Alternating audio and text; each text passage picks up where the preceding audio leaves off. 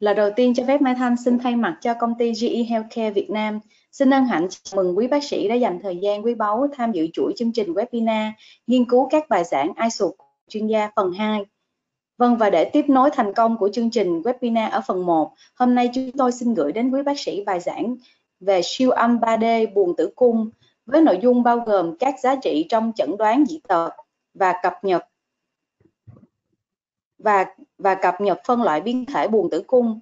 Và đồng hành với chúng tôi ngày hôm nay, tôi xin trân trọng giới thiệu Thạc sĩ bác sĩ Nguyễn Đình Vũ, trưởng khoa chẩn đoán hình ảnh Bệnh viện Hùng Vương, thành phố Hồ Chí Minh. Bác sĩ Nguyễn Quang Nam hiện đang công tác và làm việc tại Bệnh viện Quốc tế Vimec Tham City, Hà Nội. Vâng, và xin mời bác sĩ Vũ và bác sĩ Nam gửi lời chào đến toàn thể bác sĩ đang tham dự chương trình ngày hôm nay ạ. Kính chào quý anh chị. Đầu tiên tôi xin chân thành cảm ơn công ty CKII đã có cái lời mời tôi đến cái buổi hội thảo này. Thì cái bài về cái bài giảng cũng như là những cái của CKII được chọn lựa rất là kỹ và nó có giá trị rất là cao trong cái thực hành. Bài giảng thì được trình bày bởi những giáo sư của nước ngoài và rất là có kinh nghiệm trong cái đánh giá trong cái buồng tử cung bằng cái 3D. Thì qua cái bài này tôi hy vọng các anh chị và mọi người sẽ có cái nhìn khái quát hơn về cái cách để mình chẩn đoán một cái dị dạng của buồng tử cung, cũng như là một cái ứng dụng của 3D trong cái đánh giá của phụ khoa, nhất là trong cái hỗ trợ sinh sản cũng như là đánh giá cái của bên hiếm muộn. Vâng, bác sĩ Nam. Mời anh Nam có ý kiến. Dạ vâng, cảm ơn anh. Đầu tiên là tôi cũng xin cảm ơn Di đã tổ chức một cái chương trình rất là thú vị, và cũng cảm ơn các bạn đã bỏ thời gian lắng nghe. Và cũng như anh Vũ nói đấy, hôm nay là một cái chủ đề rất là hay. Tất nhiên nó sẽ tập trung vào chẩn đoán các cái dị dạng tử cung, và chủ yếu là chẩn đoán dị dạng vách ngăn và tử cung hình chữ T, chứ cũng không phải là một cái chương trình đầy đủ về siêu âm 3D buồng tử cung. Thế chính vậy tôi mong muốn rằng là trong cái quá trình chúng ta theo dõi và cuối cùng sẽ có một cái trao đổi rất là sôi nổi, và đấy là dẫn đến cái thành công của cái webinar ngày hôm nay ạ. Dạ vâng, xin cảm ơn bác sĩ Nam và bác sĩ Vũ ạ. Dạ, trong quá trình nghe giảng thì quý bác sĩ vẫn có thể đặt câu hỏi cho hai bác sĩ khách mời, và câu trả lời được giải đáp vào cuối chương trình ạ. Và vâng, để không làm mất thời gian quý báu thì chúng tôi xin được phép gửi đến quý bác sĩ bài giảng ngay bây giờ.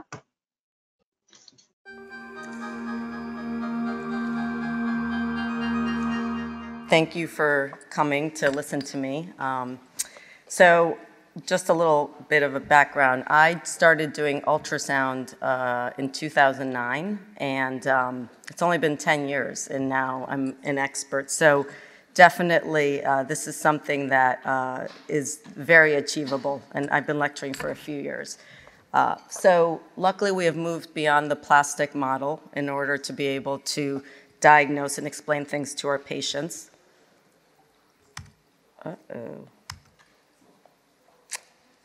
Next slide. All right, this is not working. Let's see if that works. Okay, we'll use that one. Okay, so I put up this diagram just to show the incredible level of resolution that we have nowadays with 3D ultrasound. So when I was in medical school, we used Netter's diagrams. I don't know if they use this in Europe, but it's amazing how with 3D ultrasound, and this isn't even a current picture, this is probably from just a few years ago, you can really see the detail of the serosal surface. You can see the endometrial myometrial junctional zone. You can even see the interstitial portion of the fallopian tubes. So it's incredibly fine detail, and that's why it's so good for diagnosis. So in case there's anyone here who is not currently using 3D ultrasound, this is just a short little explanation for those of you who are familiar with the Rubik's Cube. So before 3D ultrasound, we really could only do ultrasound along the sagittal planes of the uterus and the transverse planes. We could turn obliquely, but we couldn't see the coronal plane of the uterus. In order to do that, we would have to send patients for an MRI or do an HSG and laparoscopy. But now with 3D ultrasound, we're able to actually see our coronal planes, which is why it is now, I would say, the best diagnostic tool in gynecology as far as imaging goes. So the indications for 3D ultrasound, common one, Mullerian duct anomalies. One that I think is really important and incredibly useful is it's basically an ultrasound GPS system, because using three-dimensional ultrasound, you can put a reference point anywhere you want. It could be on a lesion, it could be if you're trying to locate the IUD, trying to locate a pregnancy, and you can manipulate your volumes in order to locate whatever it is you're looking at. We also use it to look at the myometrium, the endometrium, and then you can use it for, I mean, the indications just keep growing: pelvic floor, vessel morphology, etc.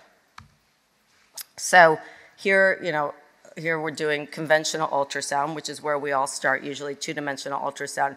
These three uteri look pretty much the same, right? But with 3D ultrasound, you can tell that all three are completely different. And it's important to note. And this is done, I mean, this scan would take a minute. I mean, especially if you're experienced. At the beginning, it takes a little bit of time to reconstruct, but once you're experienced at doing this, honestly, just to do a sweep and reconstruct the uterus would probably take maybe 25 seconds. Here's an HSG, which in the United States is still the most commonly used method for assessing the endometrial cavity. So we can see that this patient has a partial septum, but then we don't know, do they have a bicornuate uterus or do they have a partial septum? So then they will need another imaging technique, which is wasteful, waste the patient time, cost, anxiety. Again, here I'm just showing you the level of detail that you can see. I don't know if we have a pointer. Here, let's see. Oh, good, I can use this. I mean, look, you can see the two endocervical canals. Look at the level of detail that you have. And these are not unusual, like these aren't 1 in 100 cases. Being a lecturer, I will disclose that we always put our prettiest images up, but this is not an unusual image to get. And here's one with a complete uterine septum. You can see that the outside of the uterus does not dip down, so this is intact, the normal external myometrial contour. So this was an interesting case I had. This patient was referred to me for a saline-infused sonohysterogram because she had had one baby through IVF. She had a C-section, and then she had frozen embryos, so she was going to do her next IVF pregnancy. And at least in the United States, they always have to have a cavity assessment. So they did an HSG because that's what they always do. And she had a unicornuate uterus, and they were a little confused because she had a whole uterus when she had her first baby. It wasn't a unicornuate uterus. So this happens all the time. They have HSGs and then they send them for ultrasound. So I did a saline-infused sonohysterogram, and she had actually had retained products and had to have 2 D&Es, and it turns out that she had basically the right side of her endometrial cavity was obliterated by synechia, and she now had basically a unicornuate uterus, but it wasn't really unicornuate. They could fix this, and they did. Here's a normal-looking scan. In our practice, we do 3D on everyone. We don't bill for 3D unless they're asking for it, but we just do it because it's a great diagnostic tool. We don't want to miss anything. It takes us, like I said, 25 seconds. Turns out this patient had a unicornuate uterus. It's probably a good thing to know. Also, to look at their kidneys and make sure they're not missing one of them. And then here's 2 other types of unicornuate uteri that you can see. You can have a unicornuate uterus with a communicating rudimentary horn. So here's the endometrium. And you can have a unicornuate uterus. So on the outside, if she had a laparoscopy, it would look like a normal uterus, but she actually has this non-communicating horn. And this is dangerous if someone's going to get pregnant because they can get pregnant here and it can rupture. So these are important things to note. If the patient was coming in for abnormal uterine bleeding, it'd be nice to also pick this up. So I'm going to show you how I actually do this in the office. So this is me actually reconstructing. This is a difficult one, so this would not be a beginner 3D case that you would want to try to reconstruct. This is a patient who was referred to us because she had an HSG. We get lots of referrals for HSG, hysterosalpingograms. And they thought she had a Müllerian duct anomaly. So they sent her to us, and when we did the initial scan, we noticed that she had severe adhesive disease from endometriosis. So her uterus was retroverted, but it was also being pulled posteriorly by adhesions in the cul-de-sac. So this is what a sweep looks like, and hopefully it's going to play. Oh, good. Okay, so I did my sweep. I'm in box A. I like to use the multiplanar mode a lot because I can use this reference dot and put it wherever I'm focusing on. So what I'm going to try to do right now, first I'm going to just scan back and forth in that sagittal plane just to get an idea of where's the endometrium. I'm going to rotate it because she's retroverted. And what I notice here as I'm scanning now back and forth is that I'm not really sagittal. You can see that part of the endometrium is going here, right? If I was really mid-sagittal, I wouldn't see this. So now I'm going to go to B. I'm going to scan back and forth. That's a transverse cut. I'm trying to figure out how's this uterus rotated. So now what I'm going to do is, it's called the Z technique, and Dr. Abu Hamid came up with it. If any of you do not currently do 3D ultrasound, pull that paper. It took 4 minutes for new people to learn how to reconstruct. So what you do is you're trying to line up your sagittal, your mid-sagittal uterus and your transverse uterus along a parallel line. So basically, here's my parallel line. Sorry, I'm behind in narrating. Then I just change colors. Another thing you can do, you could see I lined it up. Turns out she has a normal uterus. Okay, you can see here it's a triangle. Now I'm just tweaking it back and forth to see if I can get it a little bit better. I'm not loving it. It's a little bit hard to see the borders. So what I'm going to do is I'm going to try now using the rendering view. So there's all sorts of processing options. I'm just going to see if this gives me a little bit better resolution. And look, if you look over here, and now we're going to make it into a single image by clicking there. You can really see she has a completely normal uterus, okay? It's just in a really weird orientation because of her adhesions. And that took, I think it was 2 minutes, and this was a hard case. Okay, because we do 3D on everyone, we just take a quick view of the uterus. We often diagnose really weird uterine shapes. This was kind of like a tube.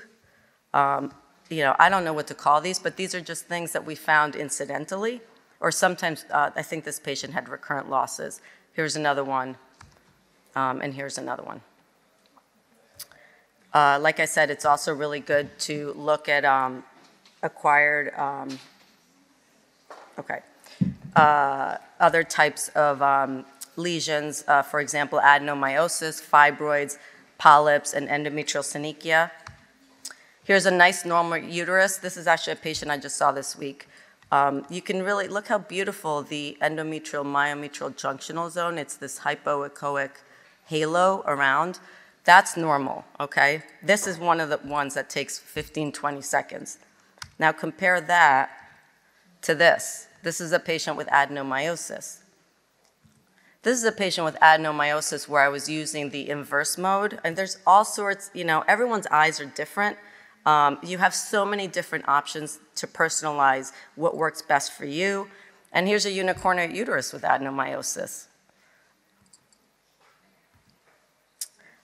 Here's a case of a patient who came in with abnormal uterine bleeding. Here's my volume. I'm starting to reconstruct it. I'm using the rendering view. Here you can already see what I'm coming up with. And then I click that single image button, and that just gives me this single image frame. You can see she has a partially submucosal fibroid. It's probably a FIGO 2. It's between a 1 and 2. And she has an endometrial polyp. I'm going to show you one more. And here's someone with an endometrial polyp where we did saline-infused sonohysterogram. Now, what I like also about these images is that they're great for showing to the patient. I actually will turn to the patient and say, look, this is why you're having abnormal bleeding. I mean, a patient can see that there is a big ball in the middle of the triangle. Same with this image. I'll say, look, you have a fibroid, and this part right here is where you get your period, your menstrual cycle, and you also have a polyp. This is why you're bleeding. And we can go in and we can remove these. So I find it really instructive for patients, which other imaging technologies are not. You really have to be trained in what you're looking at. Here's a patient who you can see, this is a sweep. I'm on the multiplanar view. This is, you can see right here that there's a portion of the endometrium missing. This should connect. I can already see in my multiplanar mode, I am missing a little piece of endometrium. It's a synechia. And this is it in the rendering mode. So again, if this is one of your infertility patients, a gynecology patient, you can say, look, this should all look white in here. This is the nice glandular tissue, but you have this band here where it's missing a little piece, and we can go in and fix that. Or maybe you can't go in and fix it, but at least you can explain to the patient what is going on. Another case of a patient with synechia. This patient, you can see just on 2D ultrasound, you can see that this is very irregular. Here it looks normal. You can almost see the mid-endometrial echo. So basically, this should be going like this. I think this would be hard to explain to a patient. I don't think they would quite get it. But then if I show them this image, I can say this should be a triangle, and then see how ratty, sorry, American slang, how irregular this here is. You want it to look more like this. Here's a case, a sister of an OBGYN who unfortunately had a 16-week premature rupture of membrane. She had twins. She developed sepsis, so unfortunately they had to do a D&E while she was septic. So of course that's just a setup for getting Asherman syndrome. So she comes in for the saline infusion sonohysterogram, and the cavity, there's synechia here and here. It's just, and it's very narrow. So the reproductive endocrinologist then did an operative hysteroscopy, sent her back. I said, you know, it looks better. You can see now that the inside looks good, but this is still very narrow. I think it measured like 13 millimeters. So she went back and did another hysteroscopy, and look how great. And again, the patient, she was a dermatologist, and she could look at these and understand what she was looking at.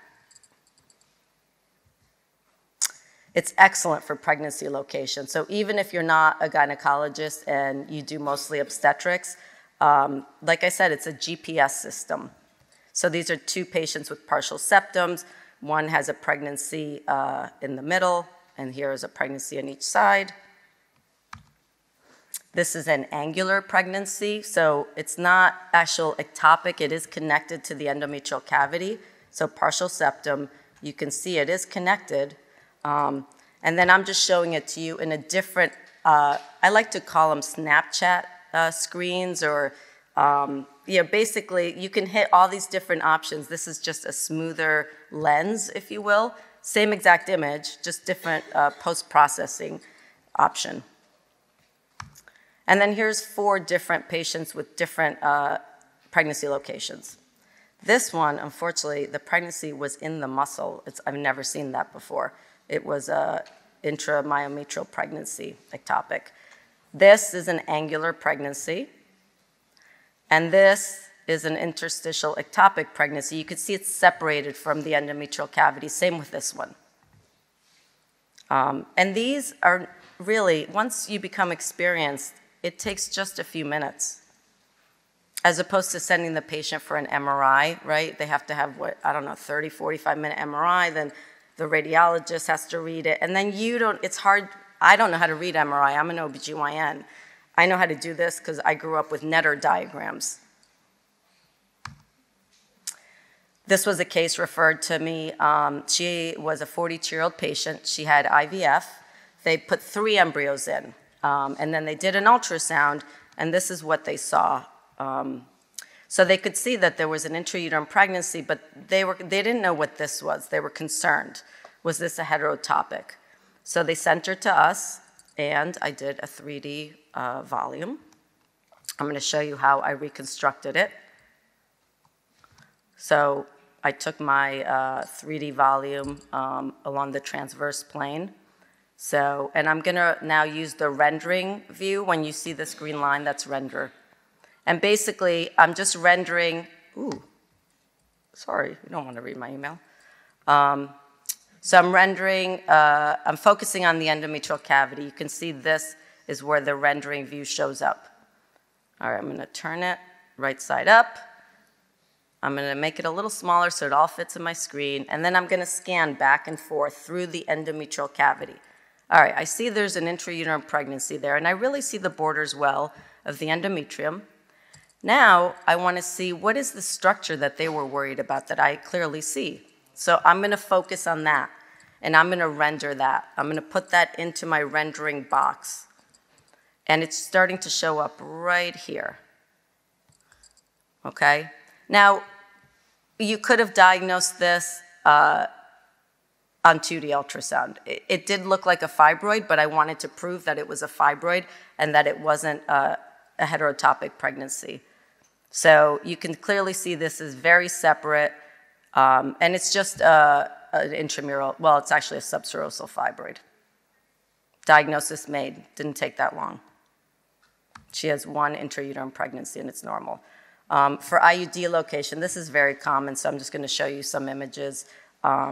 These are patients who clearly didn't know. For example, they must not have known she had a partial septum, so they put an IUD in her. But wouldn't it have been nice if at some point in her life when she had an ultrasound, for whatever reason, pelvic pain, abnormal bleeding, they said, oh, by the way, you also have a partial septum, so she would know future that she's not really a candidate. At least in the States, we wouldn't put an IUD in someone unless we were only using it for hormone purposes. And then here's some other images. And these are like typical day-to-day images, okay? These are things we see all the time. These are not super expert. You don't have to be a super expert. If you just look up that paper, the Z technique, you can do this. And then in the United States, we don't have these other 2 forms. I think this one's from like the Netherlands. So for us, these are very cool when we happen to find them. I think this one might be from China or somewhere from Asia. These are the E-Shore coils, which are no longer being used. But look how beautifully you can see them and compare them to the actual. I mean, there's no question, right? Like, this is not magic. If I can do this, you can do this. And then there's some fun things you can do. Actually, my camera taught me how to do this. This is kind of a cool trick. So this is a patient with polycystic ovarian syndrome. You can use the inverse mode where the liquid, so the liquid areas fill in like a cast, and then you can spin things. So maybe for a cleft, actually this is very useful for a cleft palate if you want to show a patient kind of going back and forth. But there's all sorts of fun tools. Clearly, I'm an ultrasound geek. I get very excited about this stuff, which is why I love lecturing on it. But it's pretty cool. Another patient referred to me they found that she had a vaginal mass. She didn't have any pain, but they just found it on her routine exam. They sent her for what is called a routine pelvic ultrasound. And I'm sure this happens in Europe as well, but it happens in the United States a lot. Basically, they just look at the uterus and the ovaries. That's it. And they say it's normal. And then the patient thinks they looked at everything. The doctor thinks they looked at everything. But there's a vaginal lesion. But they don't look at the vagina on routine pelvic ultrasound. So I wanted to figure out, what is this thing, okay? So what I did is I just put the probe on the perineum. So I didn't even go internally into the vagina. You hit your 3D volume. I took a sweep because I wanted to see where this lesion was in the vagina. And so basically, I'm going to reconstruct it here. here's the urethra. Okay, so I'm going back and forth. Here's the lesion. I'm going to take my reference point and put it in the lesion. It looks like it's connected directly to the urethra. Now I'm looking at B. I'm scanning back and forth right here. I'm going to take my reference point. I'm going to put it there and look. This is connected to the urethra. This took, I think this clip might be 40, 50 seconds. And I proved that this is basically a diverticulum coming off of the urethra. It's a urethral diverticulum. Diagnosis made, quick. She didn't need an MRI. And here I'm just proving it. I'm just going back and forth. Urethra, okay. And then, I mean, for pelvic floor, and I'm not an expert in pelvic floor, but these are like basic pelvic floor things I can do. You could do an entire pelvic floor evaluation of the muscles. We're not going to get into that. Peter Dietz is very well known for this. But even in my, I'm more of a Mullerian duct adhesions kind of person. But I can do this stuff, okay? I just take a sweep from the perineum. This is a normal, here, I'm just going to show you. Normal pelvic floor. You can see the internal anal sphincter. You can see the external anal sphincter. You can see the periurethral glands. There's the urethra, the vagina, the levator. Here's a patient who had a TVT, the transvaginal tape, and this one had a transobturator tape. And the reason I can tell, because patients often don't know what they had, is because it goes out laterally, as opposed to this, which would go out this way. The other thing I love about 3D ultrasound is it allows for virtual rescanning of the patient. Okay, good. So this was a patient who had a serous borderline tumor. She had had them removed a year ago. We showed, she came in for an ultrasound, and we found this cyst with this 8 by 6 millimeter nodule, basically a papillation, but it didn't have any color flow. And we didn't want to send her back to the operating room unless we were sure, because she already had surgery and she's young. So what I did is I saved this, then she comes back 3 months later. I reassess the cyst, I take a volume of it, and I want to make sure that I measure the same nodule in the same orientation, because I want to be sure if it grew or it didn't, because I'm going to decide, is she going to need to go to the OR? So I'm just scanning back and forth here and here. I'm trying to line up, the nodule was over here. There it is, that's the nodule. I'm going to measure it. I'm going to use the VCI mode, which makes things pop. It's called volume contrast imaging. And I just want to make sure that I'm really in the middle of that nodule. And now I'm just going to measure it. So you can measure things with this program. And remember, it measured 8 by 6. It definitely grew. It's 14 by 12 by 19, I think it turns out to be. So it grew. Even though the cyst is tiny, the cyst was like 1.6 centimeters. No, maybe it was, sorry. At this point, it was like a little bit bigger, 2 centimeters. But so we said, yep, it's a borderline. And she went to the operating room, and it was. So just last couple things. For those of you who are going to be doing this, who aren't doing this, or already do it and sometimes end up with images that aren't great, bring the patient in when the endometrium is the thickest if you want to really look at the endometrial surface. So this is a patient in the follicular phase with an endometrial lining probably of like 2. And here's a patient in the luteal phase with an endometrial lining of 11. You can really see how much better you can see. Make sure you align your planes correctly. This can be a dangerous tool if you don't know what you're doing.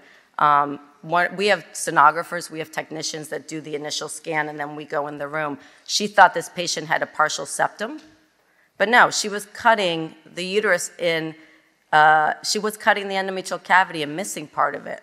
So she had a completely normal, this is the same patient. It just wasn't lined up right. So you have to make sure that you put your green line in the correct place.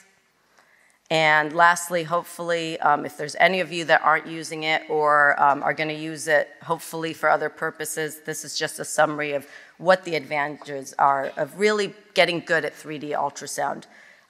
You can display the anatomy and planes that we couldn't before. you can re-examine the patient at a later time. So for example, if you feel like you want one of your colleagues to look at a scan and they're not in the office that day, what I will do is I'll take a volume of, let's say it's a ovarian mass, and I will save that. And then when my colleague is there next week, I will pull it back up and that person can re-look at it and they can cut through it however they want. It's a GPS system I showed you. You can locate things. It's excellent for patient explanations. And compared to MRI, I mean, this really it should be the #1 imaging method. So thank you, and hopefully you learned something.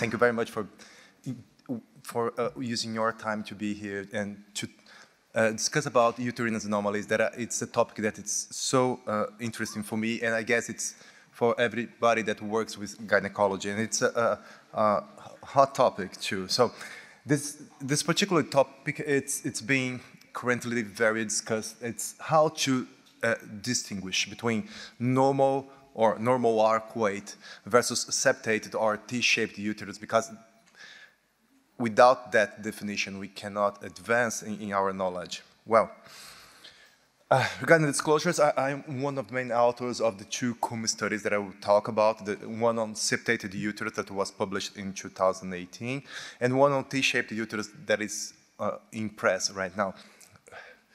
When facing such disagreement between these major societies' definitions for what is T-shaped and what it is not, we think about how could we try to solve this problem. So we need a reference standard. But okay, the best reference standard maybe would be, okay, I would measure the internal indentation from 10,000 people and see above which kind of measurement I'll face some worse reproductive outcomes. That would be the best, but it's not easy to achieve such gold standard. So we think, what would be a surrogate that would be better than we have now, but not perfect, but better? And then we think about, what if we invite several experts?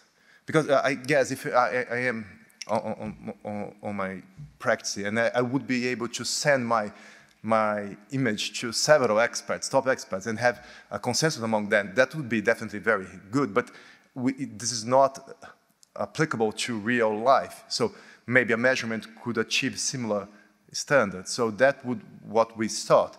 And we try to have a gold standard, inviting 15 top experts on the field so they would give their impression about image, but not knowing anything about the measurements, only seeing the picture and say, okay, this is not clinically relevant, or okay, this might be clinically relevant. So this is what we did. And so invited the 5 clinicians, 5 sonologists, and 5 surgeons, also to not be very biased, because if you invite only sonologists, it might be different. So we wanted a more broad classification. And they were blind to measurements and blind to the other experts' opinion. And they only assessed the coronal plane, and then we send them images from 100 different cases, consecutive cases with any internal indentation, using these 4 imaging technologies, the standard multiplanar, the VCI, combining both OmniView and VCI and HD Live. So you have one other secondary aim of this study is to what image is better to analyze the uterus. And they were asked to tell us whether it's normal arc weight or septated, and also which is the best imaging. And measurements were performed by 2 experienced sonologists, so it was Arthur and me. And we performed these measurements. We assessed the ratio between in the internal indentation depth and the residual uterine wall thickness, the internal indentation angle, and the internal indentation depth. So all of them, they have a good, reasonable at least, a very good reliability was observed for indentation depth, and indentation angle, indentation to wall thickness have a good reliability, reproducibility, and a good diagnostic test accuracy as well. And using a cutoff, and the best cutoff was determined automatically by index, and using 10 millimeters as cutoff for indentation depth, we have the 100% sensitivity compared to the most voted option, and 99% specificity, so it was very high. Indentation angle was also very helpful, but not using 90 degrees as suggested on previous definitions, but 140, so it's much wider. And this had a sensitivity of 94% and 9.1% specificity. And the indentation to wall thickness ratio, using not 50%, but 110%. So it's must be bigger than the residual uterine wall thickness. Has a very high sensitivity and specificity as well. So this is the results comparing all these 100 cases, what we had. Using Ashby-Asgi classification, we have 80% classified as being septate, because we only choose uterus that had any internal indentation on it, not the normal, they were not selected. But see what happens using both ASRM and CUMI. Only 5% were classified as being septated by ASRM, and we have 13% gray zone unclassifiable cases. And using CUMI, we have 18, it's the sum. Okay, they are not exactly the same case. There are two cases that not in agreement, but it was a very high agreement among ASRM using gray zone as not normal. And regarding the image quality, all the four were highly classified, very good images, but they preferred VCI. VCI combined with OmniView is very well, and HD Live as well. So any of these three is better than the standard multiplanar view. And the conclusions are all the three measurements are good.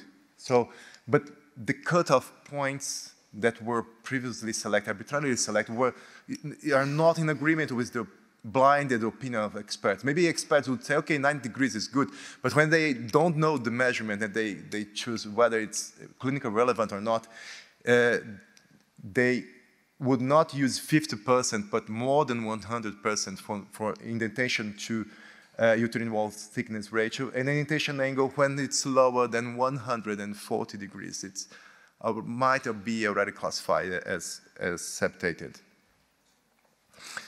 And we performed a new study that is in press, that we have more than 260 cases from 400 women that were evaluated in a single medical center, Ludwig in Poland, and analyzed by only a single experienced observer.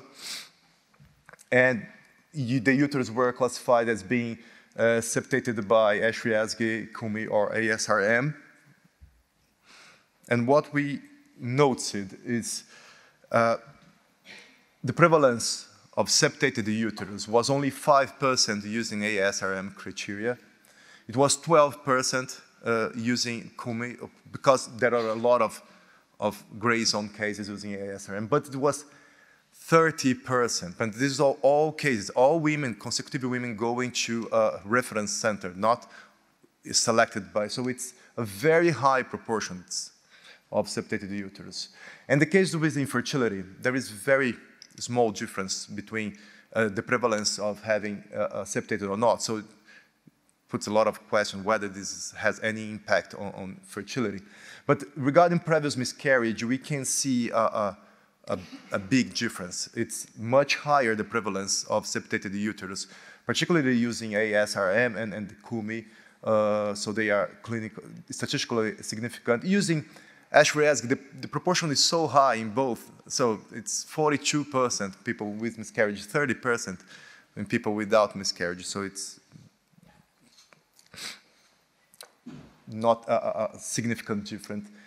So the key points about septated uterus, that if we don't have a widely accepted and reliable definition what is septated or not, we won't make any progress, or probably very hard to make any progress, because what we say is septated in US is different from what say is septated in Europe and South America. So we need to reach a consensus what might be clinically relevant or not. And then if we have achieved such agreement, we would be able to perform good studies assessing prevalence and association with reproductive outcomes and even the impact of surgery. So we know in anticipation that there are studies to be published showing that surgery for septated uterus have no impact on reproductive outcomes. So we'll be doing surgery for 3 decades until we know that.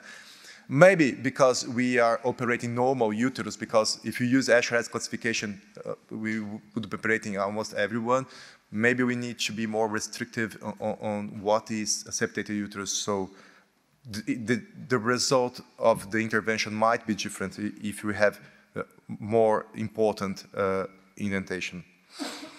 And the other issue that is gaining a lot of attention currently is the T-shaped uterus. So we have, Marcella is here with me, she's the main author of a systematic review that we're running right now.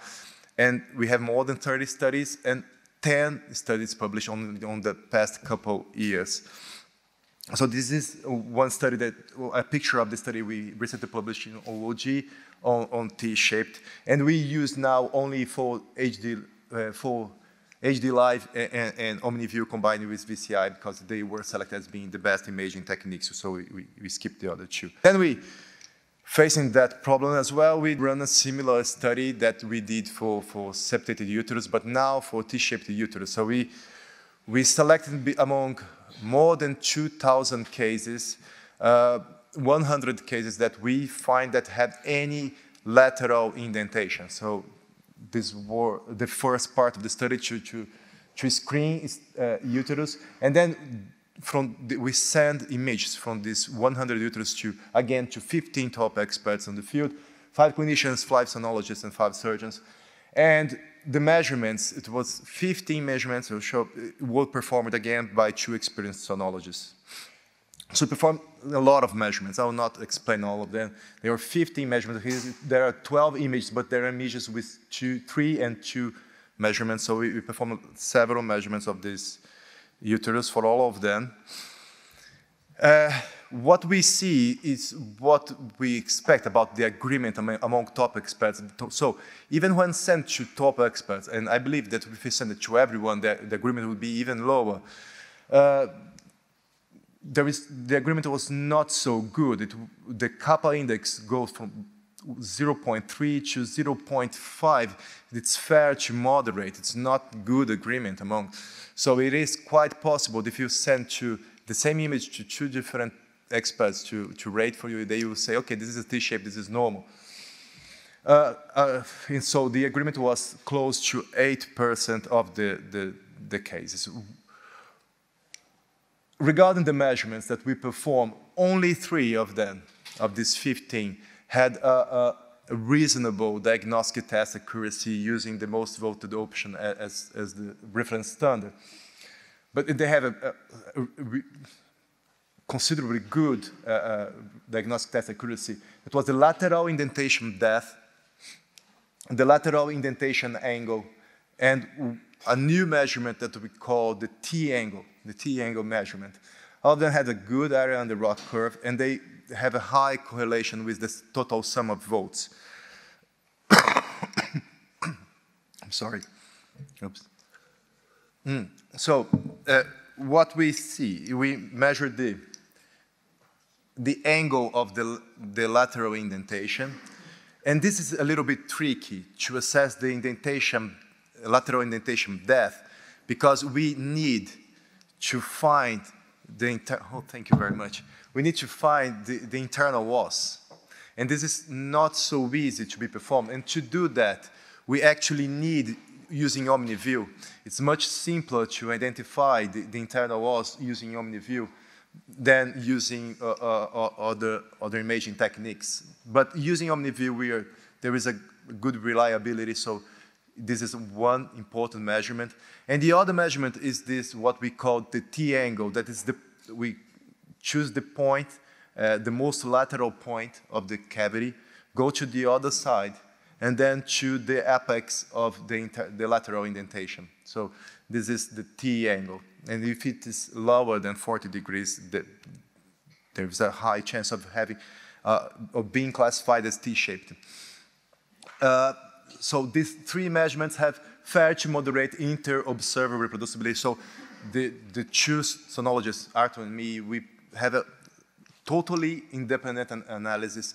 We have received the original data set, so we have to manipulate the data set, produce the OmniView, and then we perform the measurements. So they were not performed on the same plane. We have to work on the original data set. So it is quite surprising that it was so, for me, it's much better than I was expecting to be.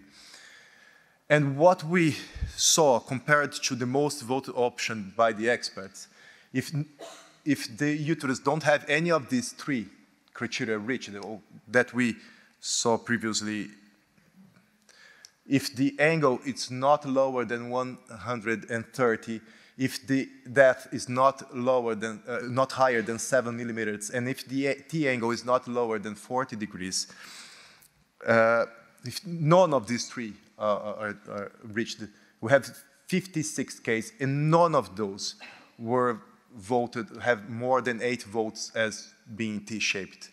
If you have only one, we have 20 cases that have only one. Only 2 have more than 8 votes. So if only one of these 3 criteria were identified, it's a very low probability that it's being considered as being T-shaped by the experts. If you have only 2 of 3, okay, we don't have a lot of cases, only 2 and 3, but 50% of them would be classified or selected as being T-shaped by most of the experts.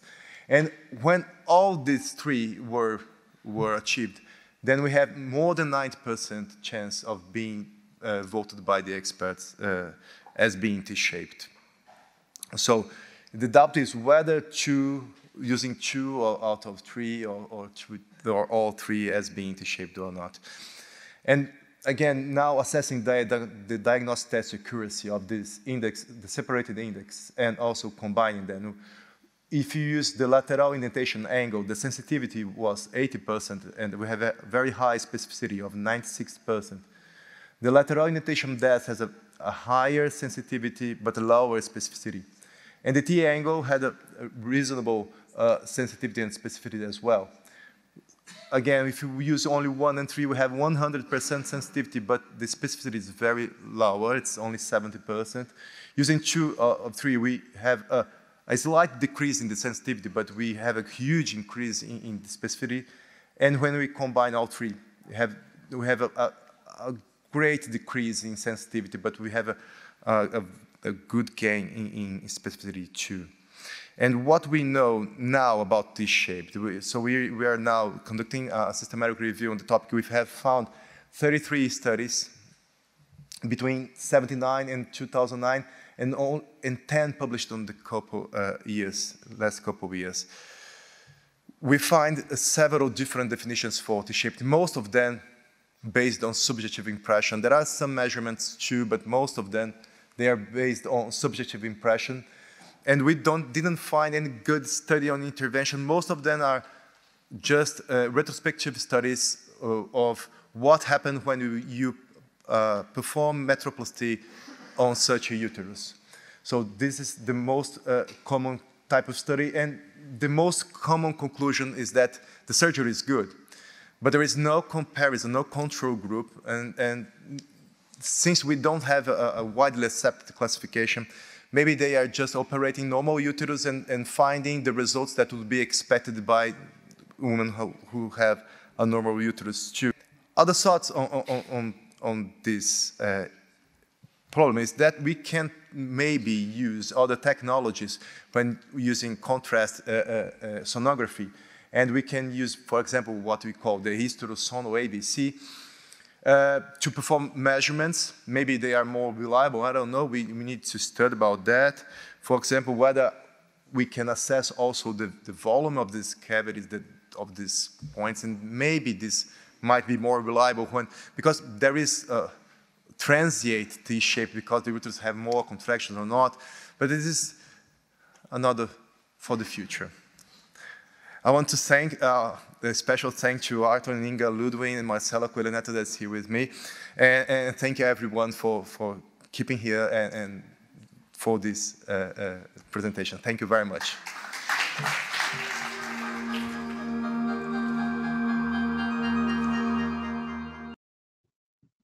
Dạ, cảm ơn quý bác sĩ đã lắng nghe hết bài giảng. Thì trước hết là sẽ xin được phép mời bác sĩ Vũ và bác sĩ Nam có thể cho các quý bác sĩ ở đây biết được một vài cảm nhận về bài giảng ngày hôm nay được không ạ? Chắc mời anh Nam có ý kiến nữa. Dạ vâng ạ. Như các bạn đã theo dõi cái bài giảng ấy thì ngay từ đầu mà tôi đã gợi ý với các bạn thì đây là một cái bài giảng mà hai chuyên gia nói, đặc biệt là cái bài sau ấy thì anh ấy tập trung về hai cái dị dạng của buồng tử cung thôi, đó là dị dạng tử cung có vách ngăn và dị dạng tử cung hình chữ T. Thì với cái bài giảng này thì tôi là thấy rất là hay, tại vì bản thân tôi làm cái siêu âm dị dạng buồng tử cung này từ năm 2012 và tôi tiến triển đúng như tâm trạng của cái bài giảng này. Có nghĩa là lúc đầu thì tôi cũng chỉ áp dụng cái kỹ thuật đơn thuần của cái Hiệp hội Sản phụ khoa Hoa Kỳ. Sau khi mà áp dụng cái kỹ thuật đấy một thời gian rồi thì có những cái ca mà các bác sĩ phản hồi lại là nó cũng chưa đúng lắm. Thế khi đấy thì tôi lại đi cập nhật và tôi lại thấy rằng là có một cái tiêu chuẩn nữa của Hiệp hội Phẫu thuật Nội soi châu Âu. Và sau khi áp dụng cái kỹ thuật đấy thì tôi gần như không muốn update thêm, tại vì với cái tiêu chuẩn của Hiệp hội Sản phụ khoa châu Âu thì nó đã update thêm phần dị dạng cổ tử cung cũng như là update thêm phần dị dạng âm đạo và nó trả lời một cách rất là hoàn hảo, và lần đấy tôi cảm giác là rất là thỏa mãn. Nhưng có một lần tôi siêu âm xong thì một bác sĩ phẫu thuật khác phản ánh lại cho tôi, hôm nay cũng anh ấy cũng tham gia bên group này, đó là anh Thùy ở Bệnh viện Phụ sản Hà Nội, nói rằng là tại sao ca này và em lại chẩn đoán là dị dạng vách ngăn. Và sau đó thì tôi bảo không, em hoàn toàn áp dụng theo đúng tiêu chuẩn của cái SE. Thế sau đó tôi về tôi lại xem lại tài liệu thì tôi lại thấy rằng là tại vì sao tôi lại tin tưởng SE, tại vì SE nó đạt được một tiêu chuẩn đồng thuận, gọi là đồng thuận Delphi, một quy trình rất là phức tạp bao gồm rất là nhiều chuyên gia và cuối cùng đạt được đồng thuận Delphi.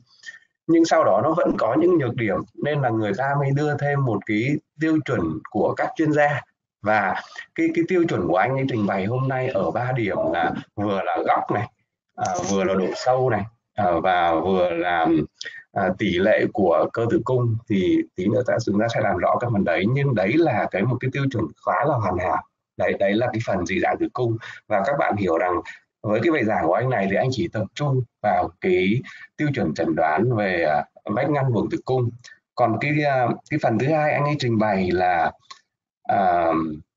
dị dạng về hình chữ T. Theo tôi thì đây là hai cái mà chúng ta đáng chú ý nhất, tại vì tôi nói để cho các bạn mà những ai chưa tiếp cận chẩn đoán về dị dạng buồng tử cung thì chúng ta hoàn toàn có thể dựa vào chúng ta có thể chụp lại hình ảnh phân loại dị dạng, chúng ta cũng không nhất thiết phải nhớ nó. Nhưng đối với một bác sĩ làm lâm sàng thực thụ thì chúng ta sẽ phải chắc chắn phân biệt được những cái mà chuyên gia đã nói trong cái bài giảng hôm nay, đó là ý nghĩa của các cái độ sâu về góc, ý nghĩa của khi nào thì chúng ta dùng góc, khi nào chúng ta dùng độ dày, và tương tự tử cung hình chữ T. Thì chính vậy tôi mong rằng là tí nữa trong cái phần thảo luận tôi dành để nói trong phần thảo luận là chúng ta sẽ sử dụng của nó như thế nào.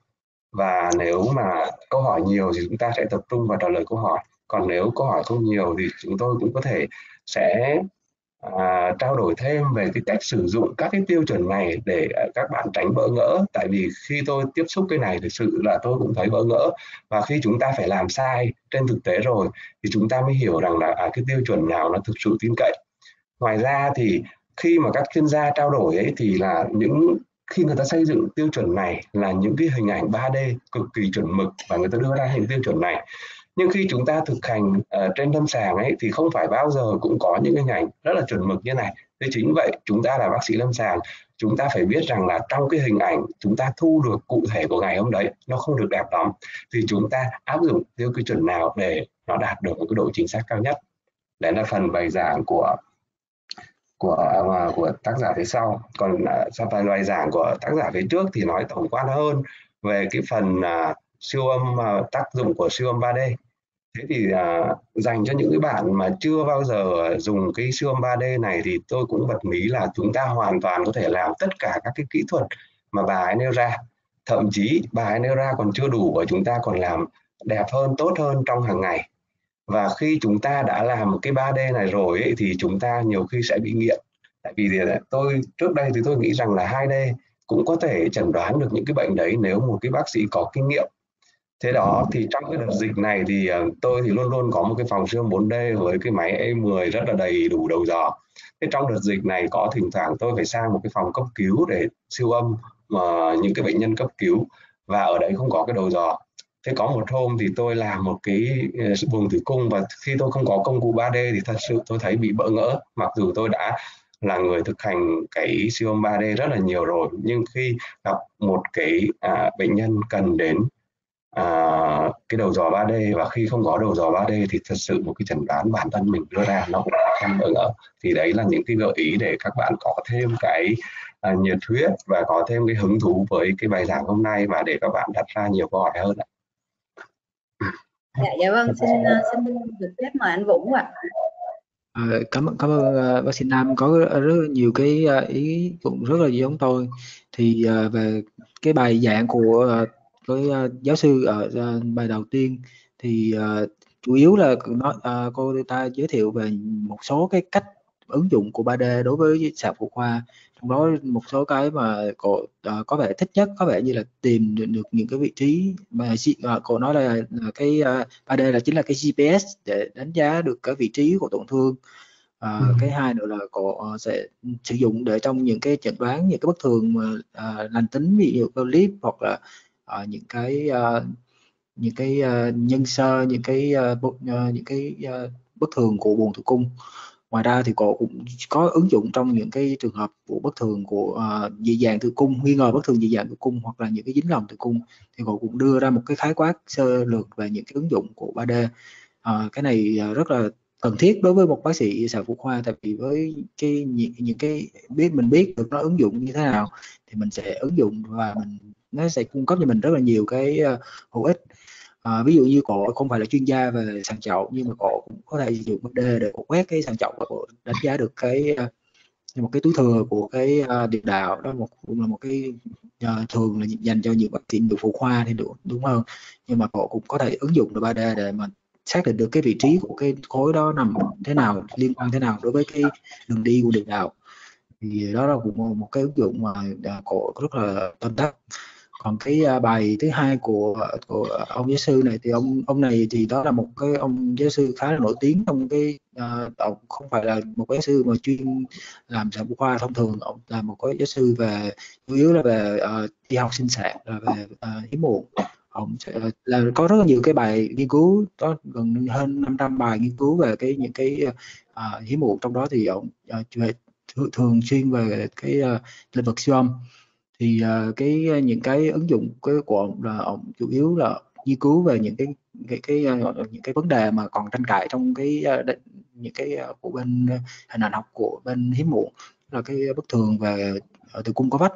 Thì đây là một cái tranh cãi rất là nhiều đối với của cả hiệp hội ASRI, của SRM, hoặc là của những cái chuyên gia về hiếm muộn. Tại vì như ta biết thì cái tử cung mà có vách ngăn là một cái tử cung nó rất là dễ lầm với là tử cung hình cung accurate, hoặc là những cái tử cung mà có tử cung hai sừng bicordiate, thì ba cái dạng này rất là dễ lầm lẫn với nhau, và ba cái dạng này nó nó mặc dù nó còn có rất là nhiều cái thứ khác, ví dụ diaphysis hoặc là những cái tử cung một sừng, nhưng mà 3 cái dạng mà mình đang chú ý đây thì nó chiếm khoảng chừng 60-70% những cái bất thường dị dạng của tử cung. Vì vậy cho nên cái mà để đánh giá nó thì nó rất là nhiều tiêu chuẩn và rất là nhiều hiệp hội, và ngay cả khi mà cùng một bệnh nhân mà mình áp dụng nhiều tiêu chuẩn khác nhau thì nó cũng cho ra cái chẩn đoán, những chẩn đoán khác nhau. Cho nên cái tiêu chuẩn những ông đưa ra những cái tiêu chuẩn mới là giúp cho mình đánh giá tốt hơn. Thì mình thì thường trước đây mình thường sử dụng cái tiêu chuẩn của ASRM, nhưng mình biết là cái tiêu chuẩn này nó đã ra đời rất là lâu, từ những năm 90, và nó được cập nhật lại vào năm 2016.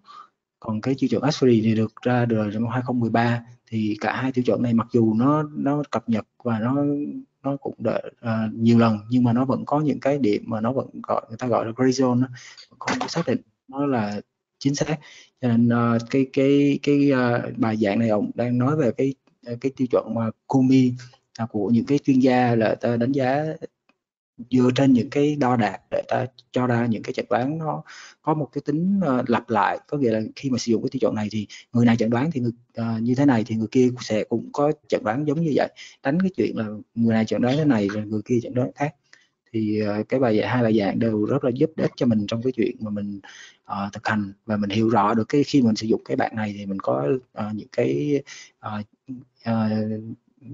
lợi điểm hoặc là những cái khuyết điểm khi sử dụng những cái bạn.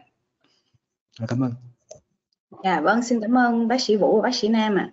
Và tiếp theo là phần trả lời một số câu hỏi. Thì câu hỏi đầu tiên là về vấn đề siêu âm 3D từ buồng tử cung thường sẽ được chỉ định trong những trường hợp nào, hay là những trường hợp bất thường nào mới sử dụng siêu âm 3D buồng tử cung ạ? Dạ vâng, em xin phép mời hai bác sĩ trả. Theo kinh nghiệm của anh, sao bác sĩ Nam? Vâng, tôi xin trả lời câu hỏi này ạ. Thực ra thì là sau khi mà tôi sử dụng 3D buồng tử cung thì tôi thấy rằng là trong tất cả các trường hợp chúng ta siêu âm phụ khoa mà chúng ta áp dụng được 3D là tốt nhất. Tại vì 3D nó sẽ cho chúng ta cái góc nhìn đầy đủ hơn. Hình ảnh của chúng ta tạo ra có tính hạn chế được cái tính chủ quan của bác sĩ siêu âm, và chúng ta sẽ nhìn được nhiều thông tin hơn đối với một cái siêu âm phụ khoa nói chung. Và đương nhiên trong những trường hợp bệnh lý thì là siêu âm phụ khoa nó lại đóng vai trò giúp cho bác sĩ chẩn đoán chính xác, chẩn đoán phân biệt và đưa ra thêm nhiều thông tin. Nhưng theo tôi là làm thường quy tất cả. Thế thì lúc đầu tôi tiến hành làm 3D ở năm 2012 thì thậm chí có một ca tôi phải làm đến 15-20 phút mới xong. Thế nhưng mà với tôi bây giờ thì tôi thấy rằng giống như giáo sư ban đầu nói là nhiều khi chúng ta chỉ cần mất một khoảng thời gian 3 đến 5 phút chúng ta cũng hoàn toàn có thể tạo được một cái hình 3D đẹp. Chính vậy chúng ta nên triển khai tất cả các cặp bệnh nhân. Về cái ý kiến của Vũ thì đúng như anh Nam nói, là có nghĩa là đối với nếu mà đã có cái đầu dò 3D thì mình nên xài trong tất cả bệnh nhân, ngoại trừ cái chuyện là nó cung cấp rất là nhiều thông tin, nó còn giúp cho mình có cái độ tương phản rất là tốt trong cái đánh giá của cái phụ khoa. Và ngoài ra nó còn giúp mình lưu trữ một cái hình ảnh để cho những cái lần thăm khám tiếp theo, những cái tiến triển của bệnh, hoặc là trong cái việc mà định vị trí của những cái tổn thương trên cơ tử cung hay là những cái của buồng tử cung thì nó cũng sẽ rất ích cho mình đánh giá được chính xác. Tuy nhiên cái đầu dò 3D thì thứ nhất là nó không có rộng rãi ở mọi nơi, cũng như là không phải có người nào cũng đều xài được. Cho nên thì đối với bên Bộ thì chủ yếu là sử dụng trên cái nhóm bệnh nhân mà có cái nhất là trong cái những đánh giá trước mổ, ví dụ như là trong cái đánh giá của nhân sơ trước mổ, đánh giá của những cái bơm nước lòng, hoặc là đánh giá trên những hiếm muộn thì bên Vụ mới xài. Còn tất cả những cái siêu âm phụ khoa bình thường thông thường thì sẽ không có sử dụng, tại vì tính hữu cái nghĩa là không có đủ cái số đầu dò để mà thực hiện hành tất cả bệnh nhân. Và cái thời gian thăm khám nó cũng đối với những cái trường hợp mà thông thường thì nó cũng phải giới hạn, cho nên thành ra là cái chuyện mà đánh giá tất cả bằng 3D thì là không thể khả thi. Nếu có thời gian thì mình nên thực hiện trên tất cả bệnh nhân mà mình thăm khám thì nó sẽ giúp ích hơn, theo Vụ thì nó giúp ích hơn trong những cái thăm khám phụ khoa. Dạ vâng. Nhân tiện đây cũng có một câu hỏi liên quan đến đầu dò phụ khoa 3D, tức nghĩa là hiện tại mình đang nói về siêu âm 3D buồng tử cung, nhưng mà bác sĩ ở đây cũng hỏi là nếu mình không có đầu dò phụ khoa 3D thì cách siêu âm 2D để tiếp cận chẩn đoán tử cung một sừng sẽ là như thế nào ạ? Thì em thấy câu hỏi này cũng khá hay, thì em xin được phép mời bác sĩ Vũ có thể trả lời câu hỏi này giúp em ạ. Thì thật sự đối với tất cả những bất thường buồng tử cung thì cái việc mà đánh giá bằng 3D gần như là phải thực hiện ha, vẫn phải thực hiện bằng đó để mình mới đánh giá được bằng cái siêu âm đó. Mình có thể đánh giá bằng đầu vào bụng cũng được, trong cái trường hợp mà những cái trường hợp mà tử cung nó ngã trước, có đủ nước, có những cái nước tiểu, đủ nước tiểu thì mình sẽ ráng cố gắng mình cắt được cái mặt cắt trán. Trong trường hợp mà tử cung sử dụng đầu vào âm đạo thì trong trường hợp mà tử cung nó ở hướng trung gian thì mình cũng có thể mình cắt được mặt cắt trán dễ dàng. Tuy nhiên trong đa số những trường hợp thì cái việc mà dựng được cái mặt cắt trán nó rất là khó. Vì vậy mình có thể nghi ngờ đối với cái trường hợp mà kia bằng cách là khi mà mình thấy một cái tử cung một sừng, là mình thấy một cái buồng tử cung nó nằm lệch hẳn một bên và cái buồng tử cung nó rất là hẹp, thì mình sẽ nghi ngờ và mình khi mình ráng có cắt được mặt cắt ngang thì mình kiếm không được hai cái đoạn kẽ, có nghĩa là một cái đoạn kẽ thôi, thì mình nghi ngờ đây là một tử cung một sừng. Tuy nhiên để mà có chắc chắn để mà gọi là tự tin để chẩn đoán đó, thì nó sẽ không có tự tin được nếu mà mình không có 3D. Đối với kinh nghiệm bác sĩ nam. Vâng, em cũng đồng ý với ý kiến của anh Vũ. Thì là riêng trong cái tử cung một sừng ấy thì đúng là nếu chỉ có một tình huống là tử cung một sừng thì bằng kinh nghiệm của bác sĩ và kỹ thuật 2D vẫn có thể chẩn đoán được bằng cách chúng ta tìm hai cái vòi như anh Vũ nói, hoặc là chúng ta ứng dụng cái đầu dò 4D quét mặt thai đường bụng. Thế nhưng mà tôi vẫn phải nhắc lại là người ta chẩn đoán dị dạng tử cung là trên hình ảnh 3D chứ không phải trên hình ảnh 2D. Chính vậy khi chúng ta mà không có một cái hình ảnh bằng 3D chuẩn ấy, thì chúng ta vẫn có thể bị sai lầm. Tại vì khi mà mỗi đơn thuần là cái tử cung một sừng, nhưng chúng ta hoàn toàn có thể bị nhầm lẫn bởi những cái tử cung đặc biệt, ví dụ như là Robert Uterus chẳng hạn, hoặc là những cái trường hợp khác mà chúng ta nhầm lẫn với cái tử cung một sừng, giống như là hình ảnh của bà giáo sư lúc nãy nói về cái tử cung một sừng mà có một sừng chột ấy, thì là tôi lại nhìn thấy có vẻ đấy là một cái Robert Uterus, có nghĩa là một cái dị dạng tử cung khá là đặc biệt, vì tôi thấy cái đáy tử cung nó vẫn là hình tam giác chứ không phải là đáy tử cung bị lồi như hình quả chuối. Thế chính vậy, nếu các bạn ở đâu đấy mà không có đầu dò tử cung 3D nhìn thấy riêng tử cung một sừng thì các bạn cũng hoàn toàn có thể tạm thời chẩn đoán được và nên ở chỗ nào có siêu âm 3D. Còn các cái dị dạng khác thì theo tôi cũng không nên chẩn đoán, vì có thể tránh những cái sai lầm. Chúng ta nên đặt những cái nghi ngờ trên siêu âm 2D thôi, và chúng ta thực hiện trên siêu âm 3D để đạt cái độ chuẩn mực. Vâng, dạ. Vâng, cảm ơn anh Vũ và Nam ạ. Tiếp theo là một câu hỏi về tiêu chuẩn chẩn đoán tử cung có vách ngăn. Thì câu hỏi này hơi ngắn, thì em không biết là hỏi tiêu chuẩn chẩn đoán vách ngăn, chắc là em nghĩ là trên siêu âm 3D buồng tử cung, hay là không biết là trên siêu âm 2D ạ. Thì nhờ anh Vũ và anh Nam trả lời thêm giúp cho bác sĩ ạ. Thì cái tiêu chuẩn thì nó giống như này, Vũ có nói là cái tiêu chuẩn của buồng tử cung mà có vách đó, Septate của Uterus thì nó thay đổi rất là nhiều dựa trên cái bảng phân loại.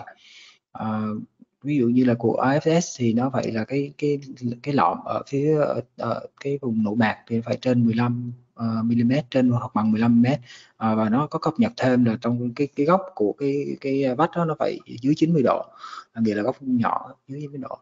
Còn cái đáy, cái lọm ở đáy thì nó sẽ dưới 1 cm, dưới 10 mm đó. Còn đối với Asbury thì nó dựa trên cái vách ngăn đó nó lớn hơn 50% cái bề dày cơ tử cung, thì chẩn đoán là cái tử cung vách ngăn. Còn đối với tiêu chuẩn Cumi này thì mình có thấy đó, là cái thứ nhất là nó dựa trên 3 cái. Một là cái vách nó phải trên hoặc bằng 1 cm, hoặc là cái góc dựa đó nó phải dưới 140 độ, hoặc là cái thêm nó những cái tiêu chuẩn đó là của nó là nó sẽ phải khó khăn hơn. thì nó rất là nhiều tiêu chuẩn. Nhưng mà theo tôi nghĩ thì đây cái câu hỏi của bạn là nó nói là đến những cái tử cung mà có những cái dạ dính hay là những cái vách bên trong của cái đó, hay là nói về cái tử cung vách ngăn thì tôi không rõ, nhưng mà cái tử cung vách ngăn thì nó rất là nhiều tiêu chuẩn và nó rất là bàn cãi của rất là nhiều cái tổ chức cũng như là nhiều cái chuyên gia. Cho nên không biết là có anh Nam có bổ sung gì không? Cái câu hỏi của bạn này thì em vẫn nghĩ là bạn ấy hỏi đơn giản là chẩn đoán tử cung có vách ngăn dọc đi. Thì như tôi sẽ tập trung trả lời theo hiểu câu hỏi là chẩn đoán tử cung có vách ngăn dọc, thì cũng giống như anh Vũ nói rằng là có rất là nhiều tiêu chuẩn để chẩn đoán cái dị dạng tử cung có vách ngăn dọc. Thế thì theo tôi ấy thì là bây giờ chúng ta hoàn toàn có thể áp dụng theo cái tiêu chuẩn mới là tiêu chuẩn CKII ấy, có nghĩa là chúng ta sẽ dựa vào cái độ sâu của cái vết lõm đấy trên 10, tại vì nếu theo 15 thì tôi thấy là nó bị dài quá, trên 10 đã có thể chẩn đoán được rồi. Tiếp theo là chúng ta sẽ bổ sung thêm cái tiêu chuẩn là có một cái khái niệm các bạn nhớ là độ dày cơ tử cung vùng đáy. Tại vì rõ ràng là có những cái cơ tử cung vùng đáy nó dày, nhưng có những cơ tử cung vùng đáy nó mỏng. Thế chính vậy trong cái CKII này thì nó thêm là cái vách ngăn đấy trên 10 nhưng nó lại phải dày hơn 150% cái cơ tử cung vùng đáy. Thì tôi thấy rằng là phần lớn cái cơ tử cung vùng đáy là trên 10. Ngoài ra là cái tiêu chuẩn nữa là cái góc tạo bởi cái độ lõm đấy ở vùng đáy là nó phải nhỏ hơn 140 độ. Thế thì với cái tiêu chuẩn này, nếu mà những ai chưa làm hoặc mới cập nhật thì các bạn sẽ thấy ung hết cả đầu lên. Tôi sẽ bày cho các bạn một cách nhớ rất là đơn giản thôi. Tại vì chúng ta nên nhớ rằng là chúng ta chẩn đoán cái dị dạng tử cung có vách ngăn dọc để làm gì? Trong cái trường hợp hỗ trợ sinh sản ở những cái bệnh nhân mà có tiền sử sảy thai nhiều lần, khó mang thai hoặc cái nào đấy thì bên lâm sàng người ta mới điều trị, chứ không phải ca nào tử cung có vách ngăn dọc người ta cũng điều trị. Thế chính vì vậy khi mà chúng ta đưa thông tin chẩn đoán, nó là một thông tin thêm để điều trị chứ cũng không phải là một thông tin quyết định cuối cùng. Chính vì vậy chúng ta, những cái bác sĩ mà đã có thể phẫu thuật cái tử cung này thì người ta hoàn toàn hiểu các tiêu chuẩn và ứng dụng các tiêu chuẩn một cách rất là linh hoạt.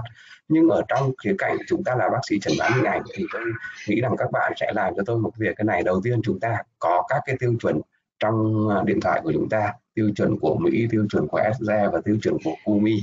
Sau đó chúng ta chẩn đoán theo tiêu chuẩn nào thì chúng ta mở ngoặc ở dưới đó là theo tiêu chuẩn của CKII chẳng hạn.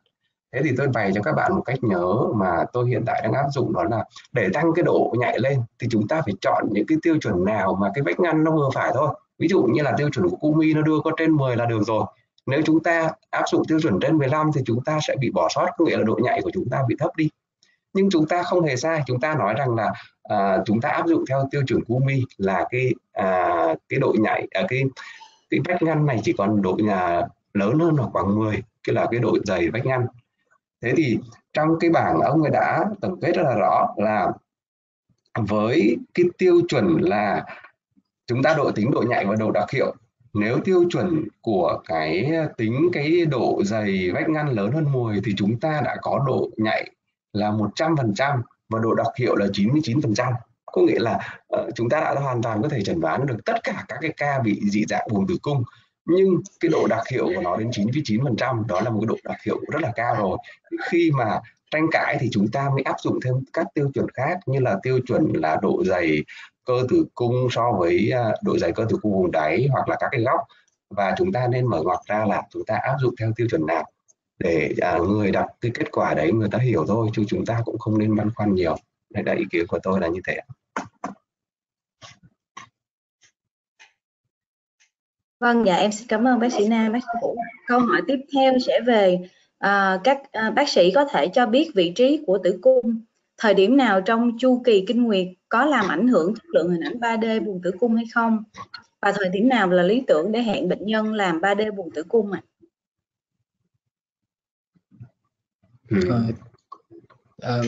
Bác sĩ Nam, đối với tôi thì đa số những cái siêu âm của đánh giá của cái hiếm muộn thì ví dụ như siêu âm bên nước lòng hoặc là kia thì thường là tôi sẽ hẹn vào những cái trong 10 ngày đầu của chu kỳ, tại vì nó là một cái chỉ định của siêu âm bên nước lòng.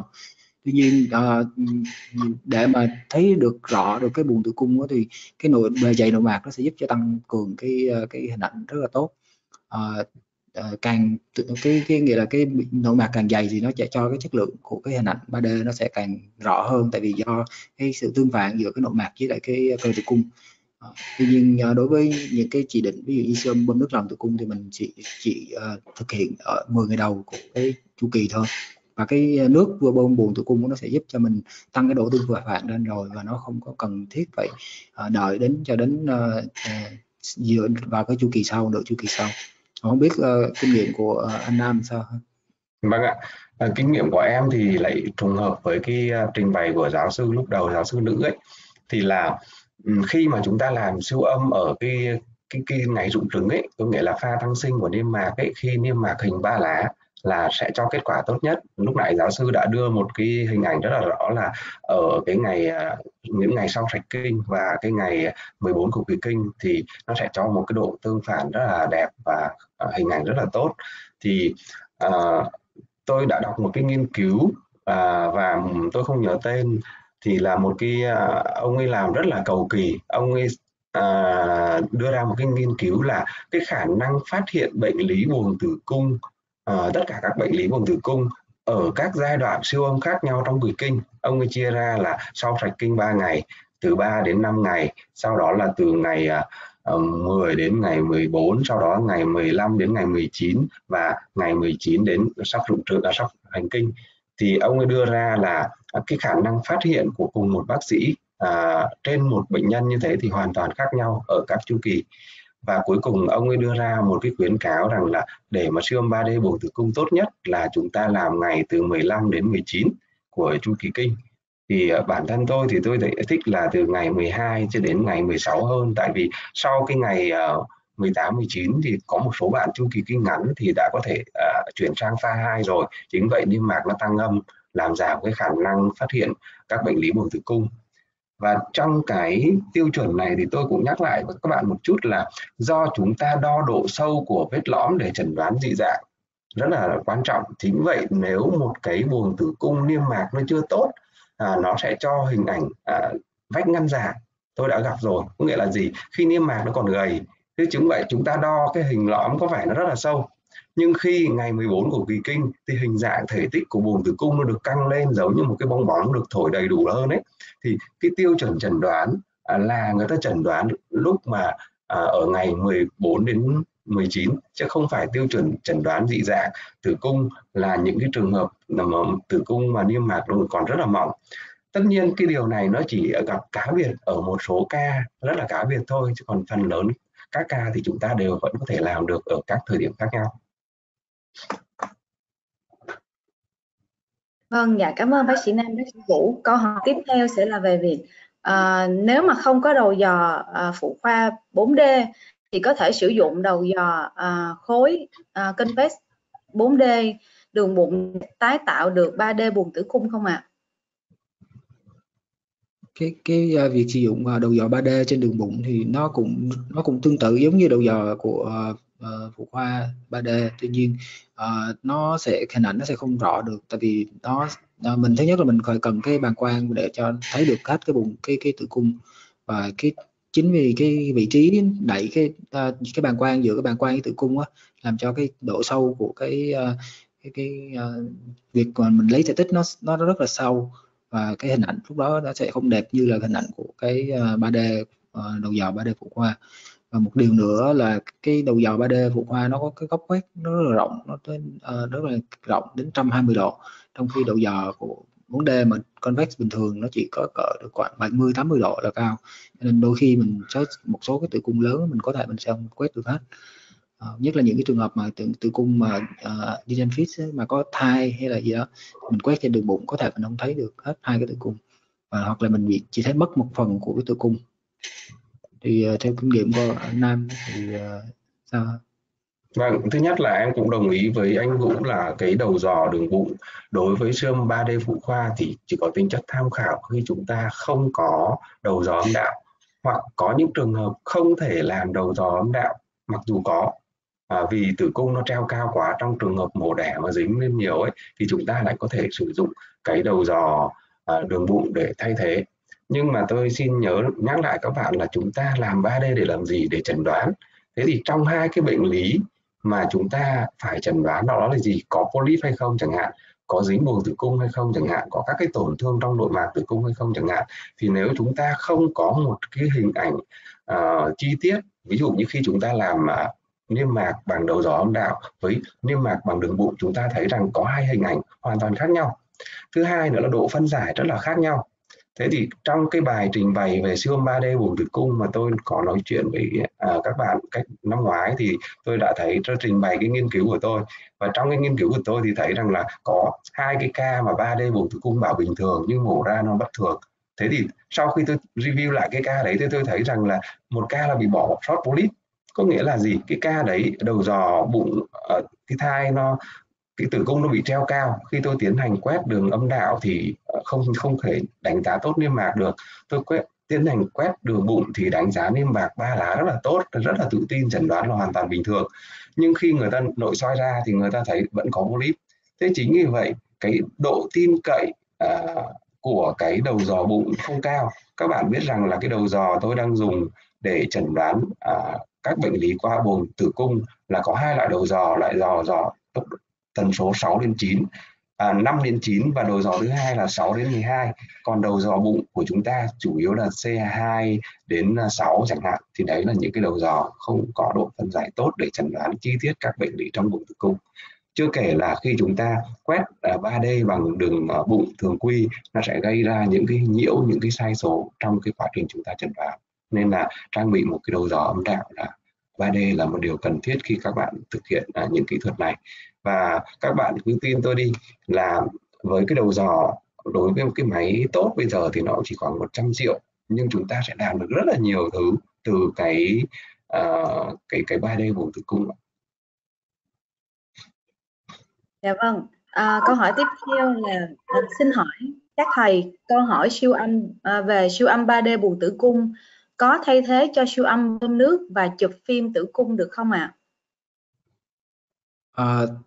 Cái này thì chắc là để tôi có kinh nghiệm trong cái việc mà sử dụng cái siêu âm bơm nước và cũng như là về cái HSG. Tuy nhiên cái 3D buồng tử cung thì thật sự nó rất là hữu ích trong những chẩn đoán bất thường dị dạng tử cung, những tổn thương của nội mạc cũng như là những cái tổn thương của cơ tử cung. Tuy nhiên nó có một số cái tùy mục đích mình sử dụng. Ví dụ như là các anh chị muốn để đánh giá cái hai tai vòi thì các anh chị không thể nào các anh sử dụng 3D được. 3D buồng tử cung thì không có cách nào mà thấy được cái tai vòi, mà bắt buộc mình phải sử dụng HSG. Trong trường hợp mà siêu âm để đánh giá tai vòi bằng cái chất tạo bọt thì cũng vậy, thì mình cũng phải sử dụng cái siêu âm bằng cái chất tạo bọt, chứ mình cũng không có thử xài được 3D. Tất nhiên xài 3D trên cái chất tạo bọt đó cũng có hữu ích, nhưng mà tùy cái mục đích mình xài. Nếu ví dụ như mình đánh giá tai vòi thì mình phải bắt buộc phải xài HSG hoặc là siêu âm bơm nước lòng hoặc là siêu âm bơm cái chất tạo bọt, chất tương phản. Còn đối với những cái đánh giá mà buồng tử cung thì đa số trường hợp thì 3D mình đã có thể thấy được. Tuy nhiên trong một số trường hợp khó, giống như cái trường hợp của bạn có đưa ra là có những trường hợp dính mà nó rất là khó nhìn đó, thì mình có đôi khi mình phải cần một chút dịch bơm vô đó để mình thấy rõ được những cái vị trí của những cái dải dính, mình có thể thấy được những cái vị trí của những cái mình lúc đó cái buồng tử cung nó thực sự nó căng rõ lên, và những cái tổn thương, ví dụ như đầu tiên mình chỉ nhận thấy là cái nhân sơ tiếp xúc cái nội mạc L3 thôi, mà nếu khi mình bơm vô nước vô thì mình có thể thấy rõ được cái nhân sơ đó có thể nó là L2 hoặc là L1, hoặc thậm chí nó là nhân sơ trong buồng tử cung. Thì cái việc mà bơm nước vô buồng tử cung nó đôi khi nó sẽ giúp ích nhiều hơn trong cái chuyện hỗ trợ nhiều hơn trong cái 3D nữa. Còn mình không, nói chung là không thể nào mà bỏ hết được những cái kia, nhưng tuy nhiên 3D nó sẽ giúp cho mình giải quyết được rất là nhiều việc, khoảng được 80-90% công việc. Vâng, còn không biết bác sĩ Nam có thêm câu trả lời nào không ạ? Cái phần này thì đúng là anh Vũ có cái nghiên cứu rất hay, anh Vũ đã trình bày về siêu âm 3D bơm nước lòng tử cung. Còn về mặt thực tiễn lâm sàng thì tôi xin bổ sung một chút Có nghĩa là siêu âm 3D đương nhiên là mình không thể bỏ được những cái tiếp theo như là siêu âm 3D bơm nước buồng tử cung hoặc là lòng tử cung. Nhưng mà trên thực tế siêu âm 3D có thể giải quyết được 80-90% cái số bệnh nhân rồi. Còn lại những cái ca bệnh nhân mà khi chúng ta quét chúng ta không thấy sure lắm thì chúng ta mới phải tiến hành bơm nước lòng. Tại vì khi bơm nước lòng hoặc các thứ khác thì nó cũng sẽ mất thời gian hơn, thậm chí có thể dẫn đến các cái biến chứng. Thì chính vậy trong cái quá trình làm ấy, khi chúng ta đã làm quen rồi thì chúng ta hoàn toàn có thể sure rằng là cái ca này 3D đủ rồi, không cần phải làm thêm. Nhưng có những cái ca rằng chúng ta thấy rằng là niêm mạc nó chạm sát vào nhau này, chúng ta không thể khẳng định được có dính hay không dính, thì lúc đấy bơm nước lòng nó lại rất là có giá trị. Thì vì vậy trên thực tế chúng ta sử dụng 3D một cách linh hoạt, nó sẽ làm giảm cái số lượng của bệnh nhân cần phải thực hiện các cái thủ thuật như bơm nước lòng, cho nó không thay thế hoàn toàn trong những trường hợp khó. Dạ, vâng, và đây cũng là câu hỏi cuối là về hiện nay có rất là nhiều bản phân loại dị dạng buồng tử cung. Thì hai bản phân loại được nhiều bác sĩ sử dụng nhất là bản phân loại của ASRM là của Hội Y học Sinh sản Hoa Kỳ và bản của ESHRI, Hiệp hội Âu Châu về sinh sản người và phôi học. Thì nên áp dụng bản nào trong siêu âm chẩn đoán ạ? Về cái này thì tất cả những cái bài mình có nói, có nghe theo cái ông giáo sư của ông có nói đó, thì cái việc áp những cái mà mình vẫn có rất là tranh cãi là chính cái tử cung có vách ngăn, và cái mà được cái đó là nó tại thứ nhất nó khá giống với lại nhiệt tử cung hình cung và cũng như là tử cung hai sừng, thì thành ra là rất là nhiều cái hiệp hội ta cãi nhau về cái chuyện tiêu chuẩn chẩn đoán đó, và không có một tiêu chuẩn nào gọi là hoàn chỉnh nhất, tốt nhất. Nhưng theo ông thì cái tiêu chuẩn CKII có vẻ như là tiêu chuẩn mà nó sẽ được nhiều người đồng thuận nhất và có tính lập rất là tốt, và nó sẽ giảm đi những cái chẩn đoán dương tính giả của tiêu chuẩn ASRI, và nó cũng như là nó cho ra những cái chẩn đoán mà nó không có bị vô cái gray zone giống như cái ASRM đó. Thì nó là có vẻ như là một cái khá là tốt. Thì thật sự thì tôi cũng chưa áp dụng cái tiêu chuẩn này, đa số chủ yếu sử dụng cái ASRM thôi, nhưng mà có thể thì trong một số trường hợp khó có thể mình sẽ sử dụng cái tiêu chuẩn CKII này hỗ trợ thêm để giúp cho tăng cái độ nhạy lên, giống như này bác sĩ Nam có nói đó. Ví dụ như nếu mình chỉ sử dụng cái bề dày của cái vách ngăn đó 15 thì đôi khi nó lại không đạt, nhưng mà mình nhìn trên cái impression của cái buồng tử cung có vẻ thấy nó rất là giống tử cung vách ngăn, nhưng mà đo đạt thì nó vẫn cứ 11 hay là 12 mm gì đó, và không có nào chẩn đoán được, và nó nằm ở cái mức gray zone và mình không có thể nào xác định được. Thì nếu mà áp dụng thêm cái tiêu chuẩn của CKII thì có thể mình sẽ bắt được một số trường hợp đó, nhất là trong những trường hợp bệnh nhân có triệu chứng và những nhân có những cái tiền sử sảy thai, hoặc là có những cái bất thường như sanh non hoặc là vân vân. Thì ý kiến đó là ý kiến tôi, còn Quyết bác sĩ Nam thì sao? Vâng ạ, thì em cũng hoàn toàn đồng ý với bác sĩ Vũ, đó là không có cái tiêu chuẩn nào nó hoàn hảo cả. Tại vì các bạn theo dõi cái quá trình mà người ta đưa ra chẩn đoán dị dạng ở buồng tử cung ấy, thì người ta cũng đưa cho các cái nhóm chuyên gia, và các nhóm chuyên gia thì như ông ấy trình bày ấy là họ có kinh nghiệm, nhưng nhiều khi là cái việc họ đo đạc, họ nói rằng là cái này ta nhìn là tử cung có dị dạng vách ngăn đấy, nhưng người ta không nói rằng là độ dày bao nhiêu thì nó cái cả. Chính vậy đấy là lý do mà cái ông giáo sư sau ông ấy đưa ra các cái tiêu chuẩn. Thế thì như tôi đã trình bày là khi mà chúng ta muốn tăng cái độ nhạy lên ấy, thì chúng ta sẽ áp dụng những cái tiêu chuẩn mà nó đơn giản thôi. Ví dụ thay vì trên 15 thì chúng ta lấy lớn hơn hoặc bằng 10. Và khi siêu âm dị dạng buồng tử cung này thì các bạn nhớ rằng là chúng ta phải có một cái team.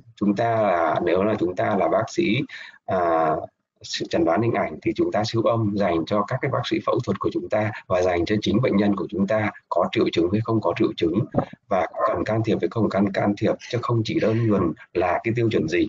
Chính vì vậy bản thân tôi hiện tại thì để tăng độ nhạy lên thì tôi vẫn dùng của cái CKII, và chúng ta mở ngoặc ra đó là dị dạng tử cung có vách ngăn ngọc theo tiêu chuẩn của CKII, thì các bạn sẽ đánh giá được nhiều nhất số ca mà bị dị dạng tử cung. Và sau đó các bác sĩ lâm sàng và người ta sẽ căn cứ vào đấy để xem rằng là cái bệnh nhân này có cần phải điều trị hay không. Thực ra là có một cái phần nữa rất là hay, đó là xử lý vách ngăn như thế nào. Và tôi thấy rằng là các bạn không đặt câu hỏi về cái tử cung dị dạng hình chữ T ấy, là một cái phần rất là hay và thậm chí rất là khó. Thế thì hôm nay thì trong cái buổi hội thảo hôm nay thì tôi cũng đã ngấm ngầm mời thêm 2 bác sĩ phẫu thuật lâm sàng nữa là bác sĩ Nguyễn Ngọc Chiến ở bệnh viện Vimec Tham City và bác sĩ Nguyễn Biên Thùy ở bệnh viện Phụ sản Hà Nội, là những cái người mà người ta hay phẫu thuật, hay sửa chữa, hay điều trị các cái vấn đề này. Thế chính vậy khi chúng ta làm siêu âm xong đó chúng ta kết hợp với những cái bác sĩ đấy thì chúng ta thể thấy ý nghĩa của nó là gì. Thế thì bản thân tôi ở cương vị là một người sàng lọc thì tôi cố gắng sàng lọc được nhiều nhất. Thế thì chúng ta phải áp dụng cái tiêu chuẩn nào mà có độ nhạy cao nhất. Khi có độ nhạy cao nhất rồi, đương nhiên chúng ta sẽ phải chấp nhận cái độ đặc hiệu. Ví dụ ngay như cái tiêu chuẩn CKII thôi, nếu chúng ta áp dụng một tiêu chuẩn là đó là độ sâu vách ngăn là lớn hơn 10 hoặc bằng 10 thì chúng ta có độ nhạy là 100%. Nhưng khi chúng ta áp dụng thêm các tiêu chuẩn khác nữa thì cái độ nhạy nó sẽ thấp đi, nhưng mà tăng lên là chúng ta sẽ có độ đặc hiệu tăng lên.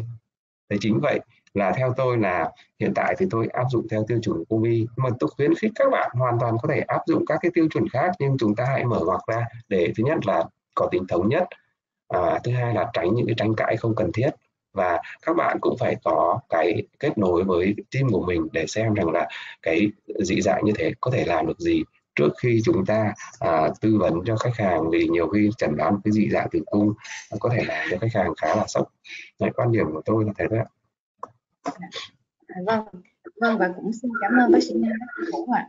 Thì trước khi kết thúc chương trình, chúng tôi cũng xin được giới thiệu cái chương trình webinar sắp tới với nội dung là thai ngoài tử cung ở các vị trí bất thường, sẽ do thạc sĩ bác sĩ Hà Tố Nguyên trình bày. Thì chương trình sẽ bắt đầu vào lúc 5 giờ chiều ngày thứ Tư 24 tháng 8.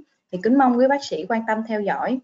Và cũng xin thay mặt công ty CKII Healthcare gửi lời cảm ơn chân thành đến bác sĩ Vũ và bác sĩ Nam đã đồng hành chia sẻ những kiến thức vô cùng hữu ích cho chương trình webinar ngày hôm nay. Một lần nữa cũng xin chân thành cảm ơn toàn thể quý bác sĩ đã dành thời gian quý báu tham dự chương trình, và cũng mong quý bác sĩ giữ gìn sức khỏe và giữ vững tinh thần vượt qua cái giai đoạn Covid trong cái thời gian sắp tới ạ. Quá trình thực hiện webinar nếu có gì sai sót thì xin quý bác sĩ thông cảm bỏ qua cho chúng tôi. Và cuối cùng cũng xin được kính chào và hẹn gặp lại quý bác sĩ trong chuỗi chương trình webinar nghiên cứu các bài giảng Unsual cùng chuyên gia. Xin chân thành cảm ơn ạ. Xin cảm ơn anh Vũ và anh Nam ạ. Xin cảm ơn các bạn nhé. Xin cảm ơn các bạn.